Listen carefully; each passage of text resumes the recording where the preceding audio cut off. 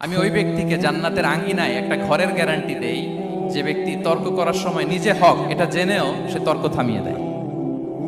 অনেক সময় হয় না, অনেকে পায়ে পাড়া দিয়ে ঝগড়া করতে আসে, এরকম আছে না নাই?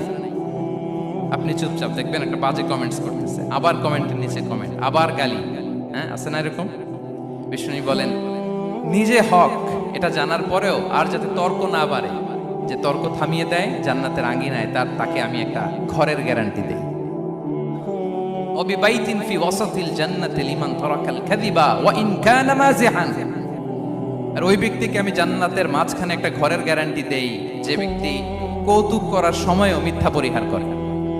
করতেছে কৌতুক, ফান করতেছে, আর হি ইজ কিডিং, ফান করে, কৌতুক করে, কিন্তু কৌতুকের সময়ও সে মিথ্যা বলে না। এই স্বভাব যাদের, তাদেরকে আমি জান্নাতের মাঝ বরাবর একটা ঘরের গ্যারান্টি দেই। এরপর বিষ্ণু কি বলে দেখেন, তিনি বলেন ওয়াবিবাইতিন ফি আ'লাল জান্নাতি লিমান হাসানা খুলুকাহু।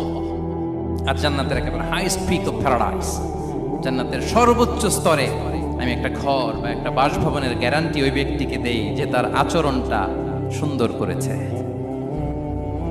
যে সুন্দর আচরণের অধিকারী হয়েছে, তাকে জান্নাতের হাইস্ট পিকে আমি একটা বাসভবনের গ্যারান্টি দেই।